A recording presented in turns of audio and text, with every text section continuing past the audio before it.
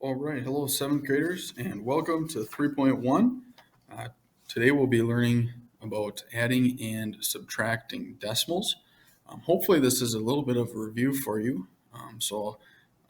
If you need to slow it down at all, feel free to pause the video, but I'm going to probably go a little bit quick. Also, excuse me if my voice seems a little bit different. I just got in from Friday Fun Day. We had a blast, and I lost my voice. So, there you have it. Today, we're going to learn to add and subtract decimals. Let's try a few examples. All right, in example 1, it says add. Estimate to check whether each answer is reasonable. Okay, so first, the most important thing that you need to know when you're adding and subtracting decimals is that you need to line up the decimal points. Okay, star that. That's a big idea. Okay, so we've got 4.55 and we've got 11.30. Notice how our decimal points are lined up. Here it was just 11.3. So we added in a 0. Use 0 as a placeholder. You can always add 0 to any number at the end and it won't change it at all. I should say a decimal. Okay, so if I had like 12.5, you can add as many zeros as you want and it doesn't change the number at all. Okay. And then you just go about adding like you would. 5 plus 0 would give you 5. 5 plus 3 would give you 8. Bring your decimal point straight down. And 4 plus 1 is 5. And 1 plus nothing here would be 1. So we'd come up with 15.85 or 15 and 85 hundredths. 2 spots after the decimal is the hundredths place. Okay, so there we go. There we have it. That's our answer. And then it says estimate to check whether the answer is reasonable. Well, if I were to estimate 4.5, I would round that up to 5. And if I were to estimate 11.3, I'd round that down to 11. So 5 plus 11 would give me 16. Is 15.85 close to 16? Yeah, 15.85 is a reasonable answer, so that definitely makes sense. Okay, why don't you pause the video here and try letter B on your own. I know you see that you have some integers here, so you have some negative numbers. See if you can try it out on your own and recall the rules for those. All right, let's check and see here for letter B how you did. It says negative 8.33 plus negative 10.972. Okay, so you see that they have the same sign. Remember, when you have integers that you're adding, they have the same sign, you just add them. Okay, so you can just think about this right now as 8.33 plus 10.972. Just think about them as their positives. Okay, and once again, you're going to line up the decimal points in this problem.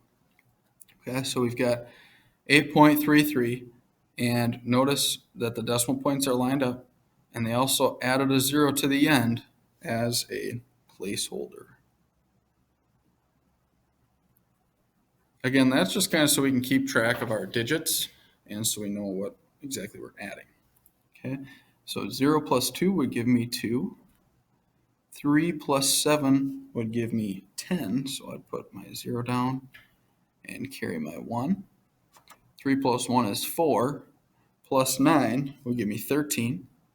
Put down my 3, carry my 1. 8 plus 1 is 9, plus 10 is 19. And don't forget about bringing that decimal point right down. So I come up with 19.302. And then I need to remember about their signs. So same sign when you're adding, keep the sign. So it would be negative 19.302. Okay. And does that make sense? Well, let's estimate. Negative 8.33 rounds to negative 8. Plus negative 10.972, that's almost negative 11. well, 8 plus 11 would be 19, and keep the sign, so negative 19. So negative 19.302 is definitely a reasonable answer. Okay, go ahead and flip to the back, and we will check out example 2 next. And the only difference here for example 2 is that we are now subtracting. So it says subtract 5.34 minus 2.08. Again, first key point, you're probably getting sick of me saying this by now, but the key here is to line up the decimals, or the decimal points, okay? So 5.38 and 2.08, and then just subtract as you normally would. 4 minus 8 we can't do, so we'll borrow. Make that a 2, make that 14. 14 minus 8 is 6. And then 2 minus 0 would be 2. My decimal point comes next, and 5 minus 2 is 3. So 3.26 should be your final answer. Why don't you pause and try letter B on your own? Okay, we had 28 minus 15.911. Line up or use zeros as placeholders. So this one doesn't have a 0. Recall if it, or a decimal, excuse me. Recall if it doesn't, you can always add one to the end and add as many zeros as you need. And it's the same number.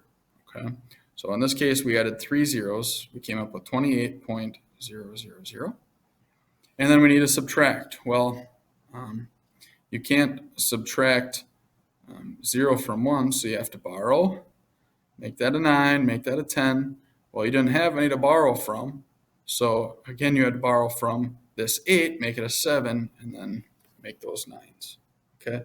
The other way you can think about that is you can say, well, what's between 1,000 and 911? Okay. Well, that would be 89. Okay, or 89 thousandths. So 0.089. 10 minus 1 is 9. 9 minus 1 is 8. And 9 minus 9 is 0. Bring my decimal straight down. And then I'm left with 27 minus 15 to give me a total of 12.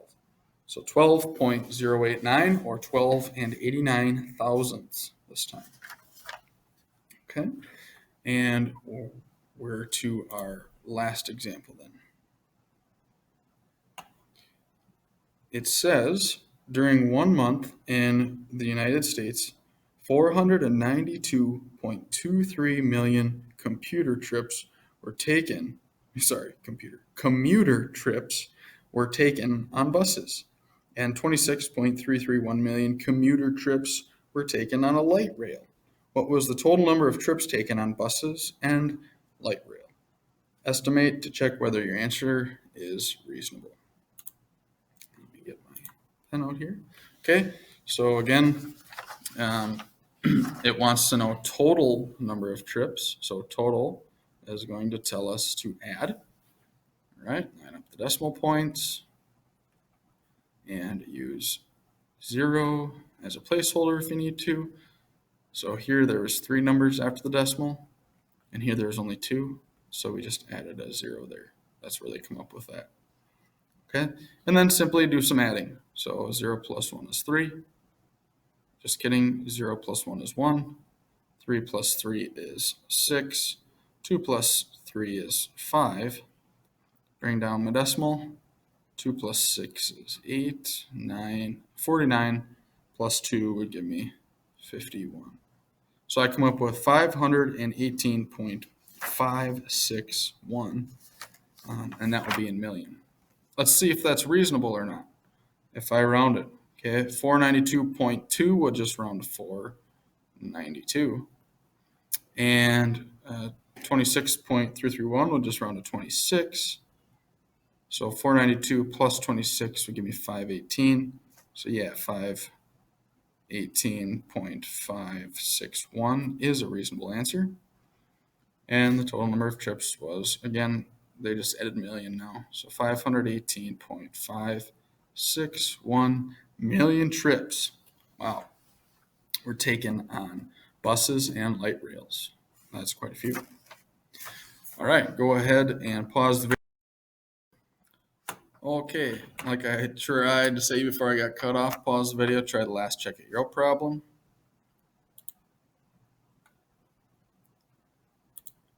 And hopefully you've had a chance to try it out. We're adding two negatives. They have the same sign. So keep the sign, so it's going to stay negative. And I've got 7.89, 7.89. And I'm adding to that 13, so 13 point, lining up my decimals, 852, 852. And there's nothing here, so I'll put in a placeholder. I come up with 0 plus 2 is 2. 9 plus 5 would give me 14, carry my 1. 8 and 8 is 16, plus 1 is 17, carry my 1. Decimal comes straight down. 13 plus 7 is 20, plus 1 is 21. So I come up with 21.742. And it has to be negative. Again, same sign. Keep the sign and add them is our integer rule for that. All right. Let me know if you have some more questions. Probably wouldn't be a bad idea to go take a peek at the example problems in your tutorials in your textbook. And we will see you guys next time.